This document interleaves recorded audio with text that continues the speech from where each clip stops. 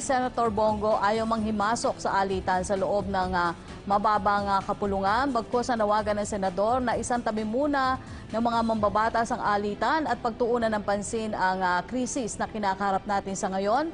Nararapat na rin umano nilang maipasa agad ang 2021 national budget para tuluyang masolusyonan ang pandemya, mapasigla ang ekonomiya at matulungan ang ating mga kababayan, lalo na yung mga mahihirap at nangangailangan.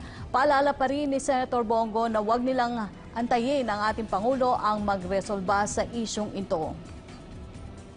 Samantala, sa usapin naman ng 13-month pay ay ipinahayag ni Senator Go na makikipag-usap siya kay Pangulong Rodrigo Duterte at DOLE upang maibigay ang 13-month pay sa mga empleyado sa takdang oras. Binigyan din niya na dapat maibigay kung anong nararapat sa kanila ayon na rin sa ating batas.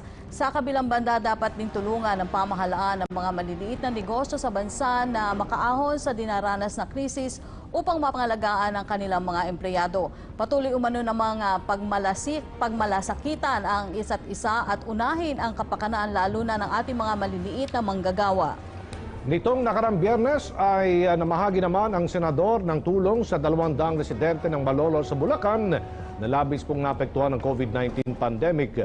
Sa pagbisita ng tanggapan ni Senator Bongo sa General Isidro Torres Memorial Elementary School, namigay sila ng pagkain, face masks at face shields habang may mga piling individual nakatanggap ng bisikleta at tablets naman ay pinagkaloob sa ilang mga mag-aaral doon.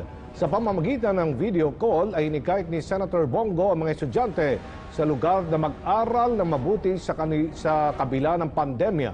Patuloy din niyang pinaalalahanan ang lahat na sumunod sa mga health protocol na ipinapatupad ng pamahalaan upang mapigil ang pagkalat ng COVID-19 sa bansa.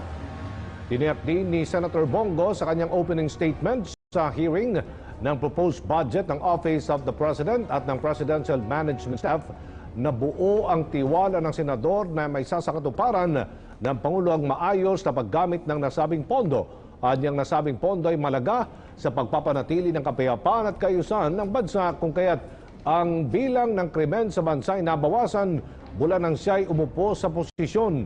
Ayon pa kay Senator Bongo, nanawagan din ang Pangulong Duterte sa Senado at Kamara na magpasa ng isang hakbang na pipigil sa red tape upang maiwasan ang katiwalian. 10 ng kanyang kasamaan sa Senado.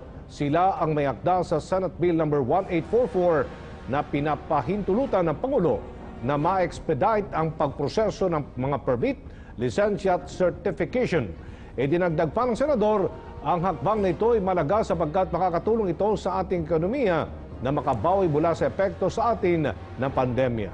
Sinabi pa ng senador, pinupuri niya si Pangulong Duterte sa paglabas ng proclamation order na tumatawag para sa isang espesyal na sesyon ng Kongreso upang matiyak ang napapanong pagpasa ng ipinapanukalang 4.5 trilyong pisong pambansang budget para sa taong 2021.